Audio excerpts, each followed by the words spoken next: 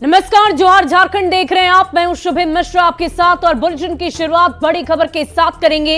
राज्यपाल सीपी राधाकृष्णन ने 1932 के खतियान आधारित स्थानीय नीति विधेयक को लौटा दिया है और साथ ही विधानसभा को इस पर फिर से विचार करने के निर्देश दिए गए हैं। राजभवन ने विधेयक में शामिल कानूनी मुद्दों पर अटॉर्नी जनरल से राय मांगी थी और 15 नवंबर को अटॉर्नी जनरल की राय मिलने के बाद राजभवन ने इस बिल को वापस कर दिया है। साथ ही विधानसभा को भी अटॉर्नी जनरल की राय से अवगत करा दिया गया है। स्थानीय नीति का मुद्दा आगामी लोकसभा और विधानसभा चुनाव में काफी अहम माना जा रहा है। और अधिक जानकारी दे रहे हैं रांची से हमारे संवाददाता ओम प्रकाश। तो तस्वीरें हम आपको दिखा रहे हैं। विधानसभा से पूर्ण विचार करने के लिए कहा गया है और ये देखिए 1932 खतियान को लेकर बहुत सारे विरोध प्रदर्शन किए गए। बाहरियों को आवेदन से नहीं रोक सकते हैं। अटॉर्नी जनरल की तमाम तरह की राय इस वक्त सामने आई है। स्थानीय के समान सभी को प्राथमिकता मिले। तो 1932 के खतियान को लेकर लगातार सियासत भी की जा रही थी और साथ ही साथ विरोध प्रदर्शन भी देखने को मिल रहा था। जन भावना के मुताबिक स्थानीय नीति को अपनाना अनिवार्य है। अटॉर्नी जनरल की तरफ से तमाम बातें कही गई है और राजभवन ने कानूनी मुद्दे पर ये राय मांगी थी और इसी के आधार पर अब आगे की जो कार्रवाई है उसे की गई है। 3rd 4th ग्रेड की नौकरी स्थानीय को देने से जुड़ा ये बिल है और 1932 के खतियान को लेकर लगातार तमाम तरह की बातें, तमाम तरह की चर्चाएं चरम पर की जा रही थी। कानूनी रूप से अमान्य हो सकता है ये विधेयक। 3rd 4th ग्रेड की नौकरी आरक्षित की गई है। अटॉर्नी जनरल की राय ये सारी बातों को लेकर दी गई। साथ ही साथ जनभावना के अनुसार स्थानीय की परिभाषा, इसके अलावा लोकाचार संस्कृति के साथ ये फिट बैठती है। अटॉर्नी जनरल की राय 1932 के खतियान पर क्या कुछ है वो हम आपको बता रहे हैं। विधेयक की धारा 6A पर सवाल उठाए गए हैं। संविधान की धारा का उल्लंघन हो सकता है। अटॉर्नी जनरल की राय इस अनुच्छेद 14 अनुच्छेद 16(2) का ये उल्लंघन होगा। कानूनी रूप से अमान्य हो सकता है ये विधेयक।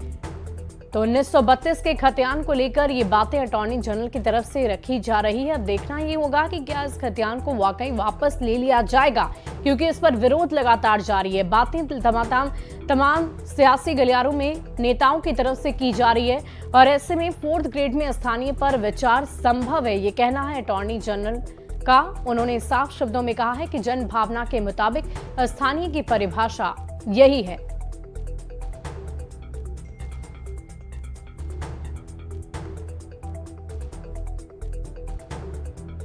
भवन के द्वारा 1932 खतियान आधारित स्थानीय नीति के विधेयक को वापस लौटा दिया गया है। बता दें कि इसे लेकर राजभवन ने अटॉर्नी जनरल से राय मांगी थी, जिसमें उन्होंने राजभवन को अवगत कराया था कि इस विधेयक में जो भी बातें हैं वो कहीं ना कहीं जो स्थानीय नीति है, यहाँ की संस्कृति है, उससे मेल खाती हैं और इस वजह से ये यहाँ के विधेयक के हिसाब से अनुकूल है। लेकिन साथ ही उन्होंने संविधान का हवाला देते हुए कहा था कि ये संविधान के अनुसार फिट नहीं बैठती है और इसे लेकर ही राजभवन के द्वारा इस विधेयक को वापस लौटाया गया है। साफ तौर से अटॉर्नी जनरल ने कहा कि इस विधेयक के पारित होने से 3rd ग्रेड और 4th ग्रेड की नौकरियां सिर्फ यहाँ के स्थानीय लोगों के लिए ही रह जाएंगी। कोई भी बाहरी व्यक्ति इसमें आवेदन तक नहीं कर पाएगा, जिस कारण ये जो बातें हैं, ये जो विधेयक है वो लोगों के साथ अन्यायपूर्ण हो सकती है, जिसे देखते हुए राजभवन ने इस विधेयक को वापस लौटा दिया है।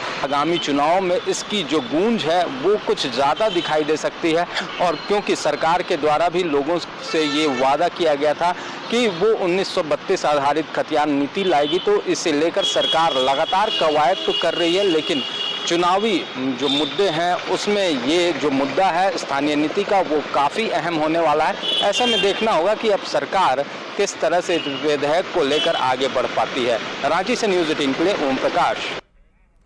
और राज्यपाल ने 1932 खतियान आधारित विधेयक को फिर एक बार वापस कर दिया और इस मामले पर कांग्रेस का यह कहना है कि एक चुनी हुई सरकार के विधेयक को वापस करना सही नहीं है और अब ऐसे में सरकार इस पर विधि विभाग से राय लेकर आगे कदम उठाएगी।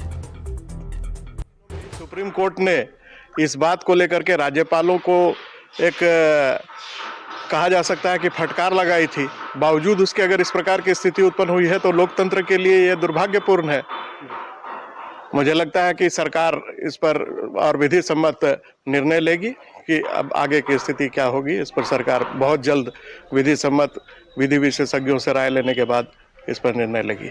और राजभवन की ओर से स्थानीय नीति विधेयक लौटाए जाने के बाद बीजेपी राज्य सरकार पर हमलावर नजर आ रही है। बीजेपी प्रवक्ता ने कहा है कि सरकार की नीयत में ही खोट है। प्रवक्ता ने कहा कि जो काम सीएम के लेवल एक हस्ताक्षर या एक सरकारी संकल्प से हो सकता है, उसके लिए विधानसभा और 9वीं अनुसूची में ले जाने का नाटक क्यों किया जा रहा है। बीजेपी ने चुनाव से पहले इसे सरकार का चुनावी स्टंट करार दिया है। खतियान का समर्थन तो किया, लेकिन कहा कि सरकार की नीयत में खोट है, क्योंकि जो मुख्यमंत्री के सिर्फ एक हस्ताक्षर से, एक सरकारी संकल्प से जो आदेश जारी हो सकता है कट ऑफ डेट का, उसके लिए विधानसभा और 9वीं अनुसूची ले जाने का नाटक ये क्यों कर रहा है। और वो भी जब 9वीं अनुसूची को भी सुप्रीम कोर्ट के चीफ जस्टिस सबरवाल की बेंच ने कहा है कि वहां भी भेजे गए कानूनों की समीक्षा हो सकती है। तो हमारा मानना है कि 1932 इस सरकार के लिए सिर्फ एक चुनावी स्टंट है, और जब जब चुनाव आता है तो सरकार इसे निकालती है। इनकी इच्छा ही नहीं है कि यहाँ के स्थानीय आदिवासी मूलवासियों को उनका हक मिले। और झारखंड बीजेपी अध्यक्ष बाबूलाल मरांडी ने झारखंड में बिगड़ती कानून व्यवस्था को लेकर राज्य सरकार पर निशाना साधा है। उन्होंने ये आरोप लगाया कि पूरे झारखंड में स्थिति बदतर हो चुकी है और अब धनबाद में गुपचुप बेचने वाले से भी रंगदारी की मांग की जा रही है। उन्होंने सीएम पर ही कानून का पालन नहीं करने का आरोप भी लगाया। उन्होंने कहा कि खराब लॉ एंड ऑर्डर को लेकर बीजेपी आंदोलन कर रही है और आगे भी करप्शन और खराब कानून व्यवस्था पर सड़क पर लड़ाई जारी रहेगी। हालत तो ये हो गई है, जो छोटा छोटा उद्यमी है, छोटा छोटा जो व्यवसायी है, यहाँ तक कि क्या कहते हैं गुपचुप जो बेचता है, उनसे भी पैसे वसूले जाते, नहीं तो जान से मारने की धमकियाँ दी जाती है। तो मैं ये कह रहा था कि पूरे राज्य में यही हालत है। अपराधी बेखौफ होकर के अपराध कर रहे हैं। अगर खौफ में लोग जी रहे तो झारखंड की जनता जी रही है। और देश भर में जनजातीय और क्षेत्रीय भाषा के 38,000 शिक्षकों की जल्द बहाली होगी। ये जानकारी दी है केंद्रीय जनजातीय मामलों के मंत्री अर्जुन मुंडा ने। केंद्रीय मंत्री अर्जुन मुंडा रामगढ़ के सुकरीगढ़ा में एक निजी टीचर्स ट्रेनिंग कॉलेज के कार्यक्रम में शामिल होने के लिए पहुंचे थे और इसी दौरान उन्होंने इस बात की जानकारी दी। सस्टेनेबल कैसे बनाए लोगों को और इकोनॉमी इंप्रूव के माध्यम से देश समृद्ध होगा। अभी हमारे मंत्रालय में फर्स्ट टाइम हमारे मंत्रालय में, जिसमें आपको भी मौका मिलेगा, 38,000 टीचर का बहाली हम करने जा रहे हैं। 91 मॉडल रेसिडेंशियल स्कूल में 10,500 का हमने वैकेंसी क्रिएट कर दिया है और इसके साथ साथ ही हम लगातार वैकेंसी क्रिएट करके कुल मिलाकर के 38,000 टीचर्स का बहाली करने जा रहे हैं। ये हमारी कोशिश है। और उत्तरकाशी में जिंदगी की जंग जीतकर लौटे शमवीरों का घर लौटने पर शानदार स्वागत किया जा रहा है। रांची के और मांझी प्रखंड के खीरा बेड़ा गांव के रहने वाले 22 साल के सुखराम बेदिया का पारंपरिक तरीके से इस भव्य स्वागत किया गया। भाभी ने आरती की थाली सजाई और फूलों की माला डालकर आंसुओं के साथ अपने देवर का स्वागत किया है। न्यूज 18 से खास बातचीत में सुखराम बेदिया और उनके परिवार ने अपने अनुभव को साझा किया। सुखराम बेदिया और परिवार के सदस्यों से बातचीत की है हमारे संवाददाता संजय कुमार सिन्हा ने। आंसुओं का दौर खत्म हो चुका है, मिलन का दौर शुरू हो चुका है और साथ में इस मिलन में मुस्कुराहट भी है। हम इस समय रांची के और मांझी प्रखंड के खीरा बेड़ा गांव में हैं, जहां उत्तरकाशी से यहाँ जो लौटे हैं, यहाँ पर सुखराम बेदिया, उनका घर में किस तरीके से स्वागत किया जा रहा है देख रहे हैं कि बता रहे हैं सुखराम की इतना स्वागत आज से उन्हें याद नहीं है ये घर में पिछली बार कब किया गया हो। हाथ में भाभी उनकी दिए देख रहे हैं कि थाल में दिया जल रहा है। आज एक परंपरा होती है आदिवासी समाज में कि लोटे से स्वागत किया जाता है, वही इनका स्वागत चल रहा है। चूंकि कल शाम में ही रात में लौटे हैं। आप जैसे ही अंदर में काम कर रहे थे सुरंग में, सबसे पहले क्या हुआ वो बताइए शुरुआत की।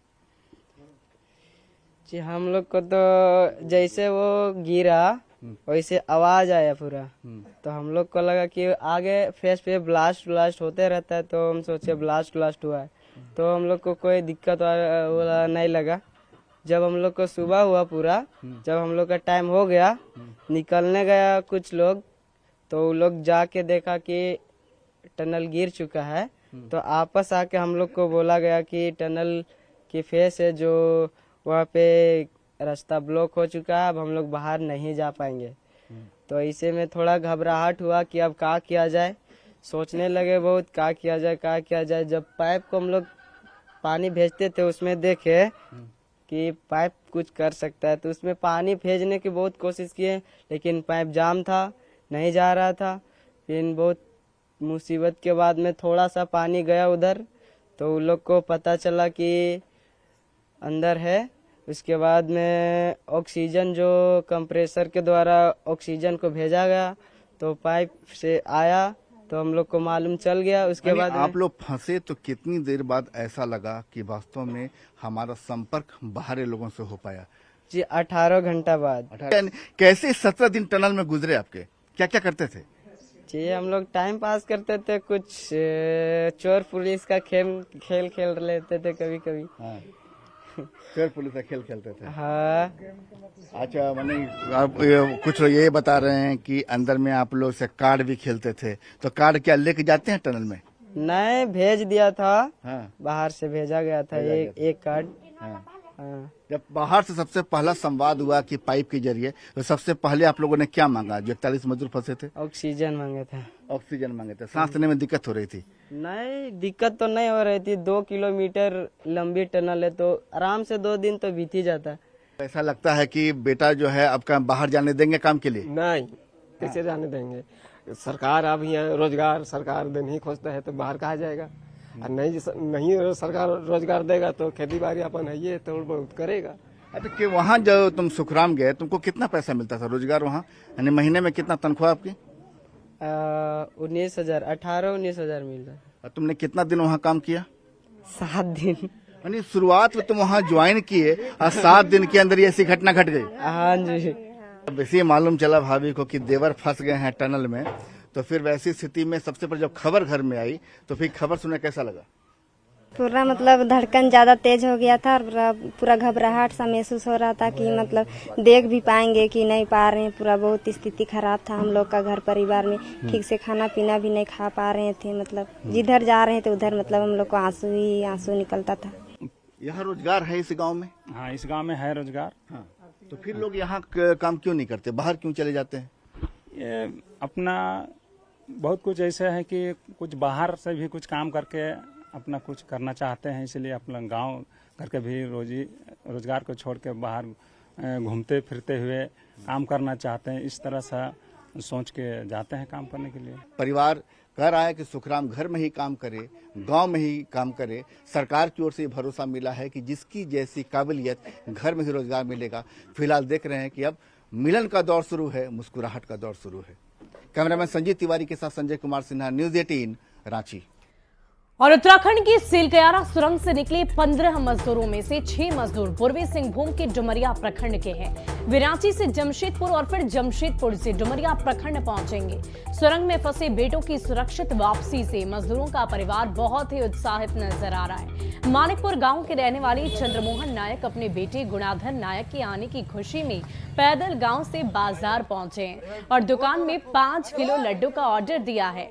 वहीं डुमरिया सबर बस्ती की हीरा सरदार ने अपने बेटे के आने की खुशी में नया पैंट और शर्ट खरीदा है, जिसे वो अपने बेटे को पहनाएंगे। उत्तराखंड के उत्तरकाशी के सुरंग में जो फंसे हुए मजदूर थे, आज वे अपने डुमरिया अपने घर पहुंच रहे हैं। घर पे खुशी का माहौल है और आप देख सकते हैं कि घर के जो परिवार के जो सदस्य हैं वो अपने बेटे के लौटने की खुशी पे यहाँ पर लड्डू का वे दुकान में ऑर्डर दे रहे हैं। और यहाँ पर देख सकते हैं किस तरह यहाँ पर बूंदिया यहाँ पर बनाई जा रही है। डुमरिया के मानिकपुर गांव के रहने वाले गुणाधर नायक के पिता इसी दुकान पे पहुंचे हुए हैं और यहाँ पर बूंदिया का वे ऑर्डर दे रहे हैं, जिससे वह लड्डू बनाए जा सके और अपने बेटे को घर लौटने की खुशी पे वह लड्डू वो अपने गांव में बांटेंगे। लड्डू बनाবার জন্য আমি অর্ডার দিয়েছি। খুশি বাঁটবো। কত কিলো? 5 किलो। 5 किलो। हाँ। बेटा का क्या खबर मिला? बेटा पहुंचा है? बेटा तो পৌঁছেছে রাঁচি তো। তারপর কত দেরি আছে ওটা বলা মুশকিল है। पता चला कि जब बच्चा निकल गया, मजदूर लोग निकल गया, तो हम लोग को बहुत खुशी हुआ। उसका माँ बाप को हम लोग जा करके पहले खबर दिया कि आपका बेटा सही सलामत निकल गया है। अब 2-4 दिन में पहुंचने वाले हैं। लेकिन आज का खबर मिला, कल ही खबर मिला था, लेकिन आज हम लोग बोले कि 8 बजे तक रांची में चल चुका है। जो मजदूर जो उत्तराकाशी में फंसे हुए थे, आज वे अपने घर लौट रहे हैं। वे अपने आज परिवार के बीच में रहेंगे और इस खुशियां में परिवार के जो लोग हैं वे लड्डू बना रहे हैं, बुंदिया बना रहे हैं और घर पे आज खुशियां बनाने की पूरी तरह यहाँ पर तैयारी यहाँ पर कर रखी है। बेटार जन्य कापड़ किनी कर लिएছি আমার বেটাকে আমি আজ কাপড় পরে ফুলমালা পরে আমি স্বাগত করব। আমার বেটাকে মিষ্টি খাওয়াবো, খুব খুশির দিন আজ আমার নতুন বেটা এখন জন্মি করে আসছে। उनके बेटे वे जैसे ही घर आएंगे उनका स्वागत होगा, उन्हें मीठा खिलाकर उनका मुंह मीठा किया जाएगा और वे जिस तरह वे मौत से लड़कर नई जिंदगी उन्हें मिली है उनका वहां पर स्वागत भी किया जाएगा। पवन कुमार, न्यूज़ 18 जमशेदपुर। और बड़ी जानकारी आपको दी, झारखंड के श्रम नियोजन सह प्रशिक्षण एवं कौशल विकास मंत्री सत्यानंद भोक्ता के बेटे मोगेश कुमार भोक्ता का चपरासी के पद पर चयन हो गया है। उनका चयन चतरा सिविल कोर्ट में चतुर्थ वर्गीय कर्मचारी के रूप में हुआ है। वहीं मंत्री के भतीजे रामदेव कुमार भोक्ता का नाम वेटिंग लिस्ट में रखा गया है। पिछले दिनों चतरा कोर्ट में ड्राइवर और चपरासी की वैकेंसी निकली थी, जिसके लिए कई अभ्यर्थियों ने आवेदन दिया था। इसमें जिले के 19 अभ्यर्थियों का चयन हुआ है, जिनमें मंत्री के बेटे का भी चयन चपरासी के पद पर हुआ है।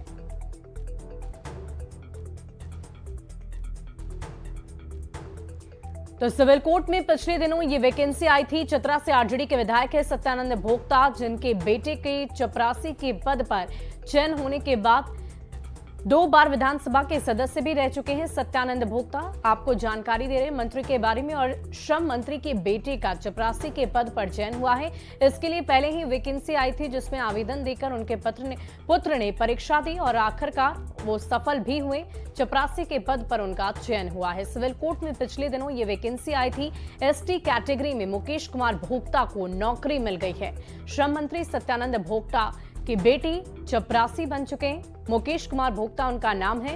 2014 में बीजेपी ने उन्हें टिकट नहीं दिया था। सत्यानंद भोक्ता को आप जान लीजिए, श्रम मंत्री हैं इस वक्त झारखंड सरकार में। उन्हीं के बेटे यानी कि मुकेश भोक्ता को चपरासी की नौकरी मिली है। और श्रम मंत्री सत्यानंद भोक्ता की बेटी को मिली नौकरी मामले में बाबूलाल मरांडी ने कहा है कि अगर उनके पुत्र ने आवेदन दिया है और उसमें क्वालिफाई हुए हैं तो वो कहीं से भी गलत नहीं है। ये प्रक्रिया को पूरी करने के बाद किसी को नौकरी मिलती है तो इसमें किसी तरह की कोई बात नहीं, किसी तरह की कोई आपत्ति नहीं। हालांकि उन्होंने ये भी कहा कि पूरी जानकारी सामने आने के बाद पूरी बात बताई जा सकती है। पात्रता रखते होंगे और अप्लाई किए होंगे तो मिल ही सकता है, उसमें से कोई दिक्कतें नहीं है। मैंने इसको तो काफी विवादास्पद भी माना जा सकता है। नहीं, विवाद तो अनावश्यक रूप से हम नहीं कह सकते, क्योंकि मुझे डिटेल पता नहीं है। अगर कोई भी व्यक्ति अप्लाई करते हैं, अगर उसकी वो पात्रता रखते हैं, उसमें जैसे शॉर्ट लिस्ट होते हैं, जैसे मेरिट लिस्ट बनता है, अगर उसमें उन्होंने आए होंगे तो स्वाभाविक रूप से हो सकता है। और कांग्रेस प्रवक्ता राकेश सिन्हा ने ये कहा है कि मंत्री का बेटा अगर चपरासी बनता है तो इसी को तो लोकतंत्र कहते हैं। उन्होंने ये भी कहा कि राज्य में बिना पैरवी पैगाम के कोई नौकरी नहीं ले रहा। ये तो बहुत ही खुशी की बात है कि मंत्री का बेटा चपरासी की नौकरी करने के लिए भी तैयार है। और इसी के साथ उन्होंने बीजेपी पर भी तंज कसा है। यही डेमोक्रेसी है और इसी को हम राजनीति में सुचिता कहते हैं कि एक मंत्री का बेटा चपरासी बन रहा है। ये भारतीय जनता पार्टी नहीं है कि बिना परीक्षा दिए भारतीय जनता पार्टी के बाल बच्चे IAS और IPS बन जाया करते हैं। कहीं ना कहीं हमें लगता है कि ये एक अच्छी पहल भी है। और अगर उनका बच्चा चपरासी के परीक्षा में अगर पास हुआ है तो स्वाभाविक तौर पे ये गर्व की बात है। और पूरे देश भर में BSF की एक ऐसी संस्था है जो आंसू गैस का निर्माण करती है। क्राउड कंट्रोल के लिए BSF की ओर से आंसू गैस की गोली गिराने वाले ड्रोन विकसित किए जाते हैं और इसका इस्तेमाल पुलिस दंगाइयों और प्रदर्शनकारियों को नियंत्रित करने के लिए कर सकती है। BSF की ड्रोन टीयर स्मोक लॉन्चर का उपयोग ड्रोन से आंसू गैस की गोली गिराने के लिए किया जा सकता है। इसमें ड्रोन के जरिए करीब 300 मीटर के दायरे में आंसू गैस की गोली गिराए जा सकते हैं और इसी के जरिए बेहतर तरीके से क्राउड कंट्रोल किया जा सकता है। नहीं, ये अलग है। ये नवीनतम उत्पाद है जो सीमा सुरक्षा बल के टीयर स्मोक यूनिट ने बनाया है। इसके माध्यम से हम लोग ऊंचाई से उपद्रवियों के बीच में जो टीयर स्मोक म्यूनिशंस होते हैं उसको डाल सकते हैं, जिससे कि भीड़ में बहुत ज़्यादा चोट लगे हुए, बहुत हानि पहुंचाए हुए उन्हें तितर बितर किया जा सकता है। यह सबसे नवीनतम उत्पाद है और आने वाले समय में दंगा नियंत्रण हेतु पुलिस द्वारा काफ़ी इफेक्टिवली ये यूज किया जा सकता है। भीड़ के नज़दीक ना जाके एयर से ही हम मल्टी पैलेट ग्रेनेड ड्रॉप कर सकते हैं, जो कि एक मल्टी पैलेट ग्रेनेड जिसके अंदर ये 4 पैलेट्स होती हैं। ये पैलेट्स जैसे ही हवा में इसको फ्लाई किया ड्रॉप किया जाएगा तो 4 भागों में फैल जाएंगी और एक बड़े एरिया को, जैसे कि आप देख रहे हो सामने, एक बड़े एरिया में फैल के धुआं देगी। कहाँ कहाँ प्रयोग में आते हैं सर? इसका प्रयोग हम अपने देश में क्राउड कंट्रोल को, जहाँ जहाँ हमें अश्रु गैस की रिक्वायरमेंट, देश में शांति बनाए रखने के लिए इसका इस्तेमाल किया जाता है और अभी ये लेटेस्ट टेक्नोलॉजी है। और राजभवन और सरकार में फिर बढ़ सकती है तकरार। फिलहाल इस बुलेटिन में अभी के लिए बस इतना ही। आप बने रहे न्यूज़ 18 बिहार झारखंड के साथ।